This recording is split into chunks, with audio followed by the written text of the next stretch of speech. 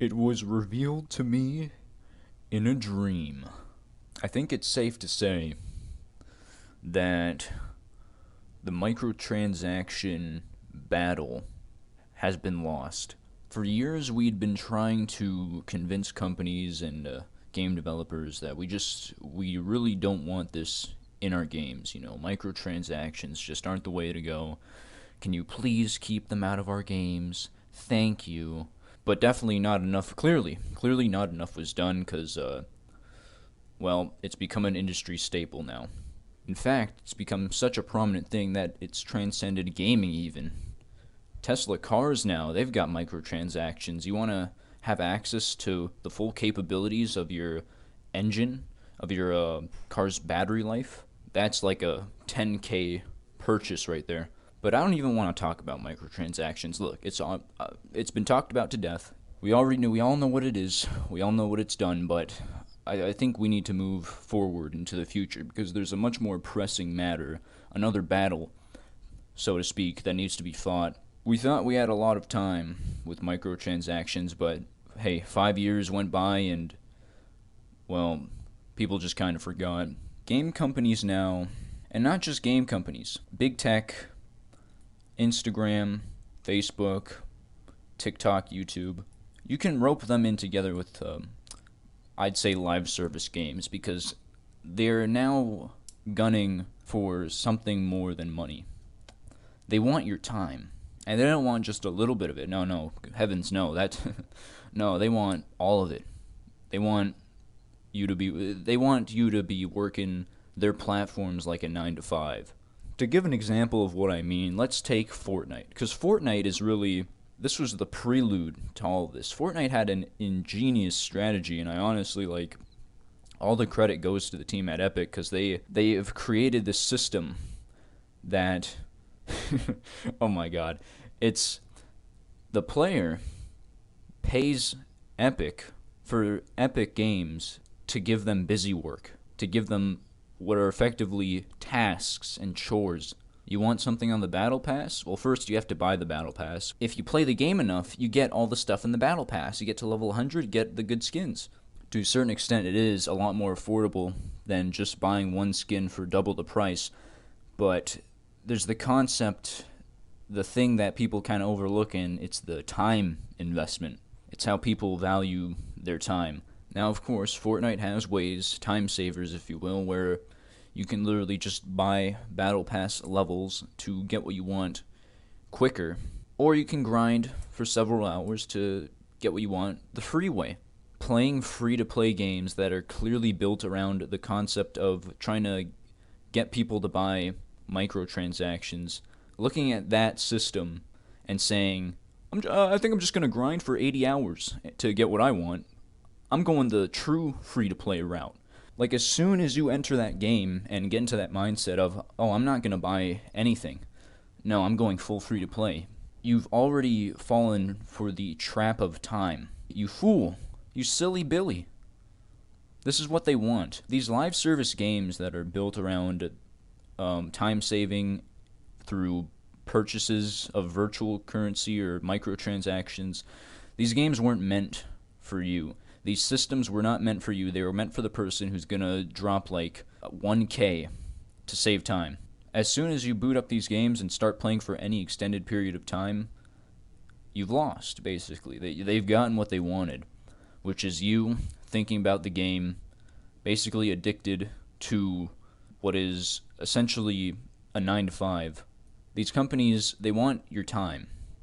They want you to be on their platform, not the competitors, their platform. They're in these boardrooms and they're thinking, how can we make it so that people spend the most time on our platform? Hey, why not just make it a 9 to 5?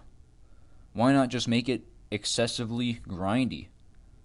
And if you don't like that, then hey man, maybe you're not a real gamer. Maybe you're not a real gamer. If you don't want to put 8 hours a day into this game, what are you? You're a casual, buddy. You're not even a real gamer. And I say Fortnite, but this isn't just Fortnite. Like, come on. This isn't just Fortnite. This is like every live service game is now. It's got a battle pass. It's got okay gameplay, but they really rely on you doing these quests and getting these cosmetics. And every time you do level up and get the cosmetic or complete a quest, there's a little ding that basically goes to work on your dopamine receptors and makes it so that, oh, this is good. I am doing good. Yes, very good, very good. Hopefully, point made. I hope that didn't sound like schizophrenic ramblings. Probably did, honestly, but what can you do? I don't think it's fixable. I think this is just an industry trend, like microtransactions, like the cat's out of the bag. It's only going to get ramped up from here on out. But that doesn't mean that it's all hopeless. That doesn't mean we're done for, we're screwed. There is something you can do, and you're not going to like this. You're not going to like what I'm going to say. This is going to probably be trigger warning. You need to start giving your time value.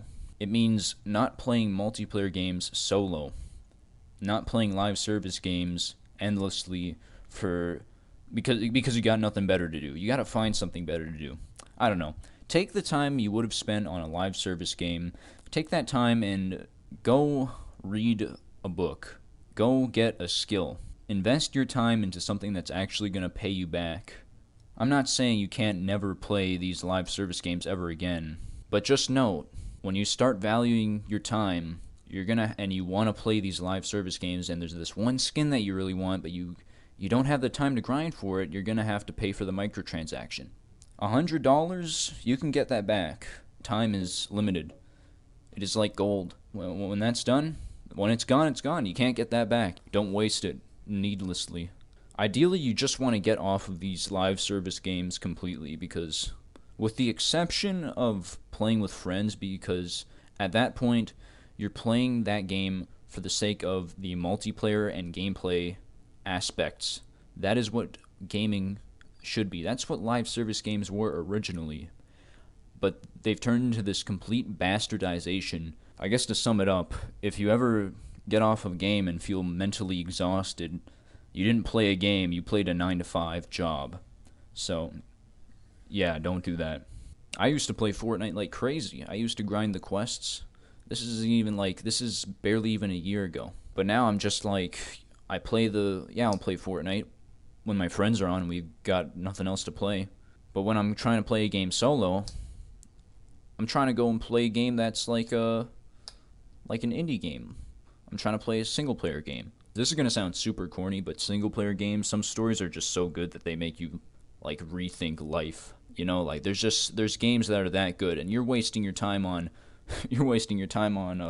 Warzone, trying to grind the Warzone Battle Pass. You're totally having an absolutely splendid time playing this multiplayer game by yourself. I find it hilarious how what was originally supposed to be a way of escapism, like if you remember during the recession, Call of Duty was this amazing thing that basically helped an entire generation through what would be one of their most turbulent moments in their life. I mean, a recession is no joke. Now, what is it? What's Call of Duty now? Shit. It sucks. Escapism. We're trying to escape from escapism. But yeah, multiplayer games have definitely changed for the worst. They're more like social media now, where they're trying to basically get you to spend as much time on their platform as humanly possible. They're taking away your time. Make no mistake, we are very much in a battle for the mind. Big tech has basically destroyed an entire generation's attention span and ability to think. The only way I think we can salvage this battle here and hopefully win out the war is you gotta inconvenience yourself. You just gotta, that's what you gotta do, and no one wants to do that because, well, you know, I can't play my game anymore for 5 hours a day. But I promise you, when you do that, you'll never feel more alive. You'll feel like your life has a purpose. You aren't just meandering anymore. And this doesn't mean you have to quit games. Just play less of one game. Like, don't dedicate time to a game like it is a skill. Don't put in stupid amounts of hours into games acting as if it's going to pay you back. It's not. Your life matters. Your time matters a lot more than you think. It's just a matter of finding something that gives your time value. But hey, what do I know? I'm just some I'm just some random dude. I'm just a guy. That's it. Heed my warning. You don't have to listen to anything I say, by the way. Like, but heed my warning. We are very much in a battle for the mind. And hopefully we win, because if not, they're coming for our body next. And oh boy, I don't think we're ready for that. I don't know, man. I don't think we're ready.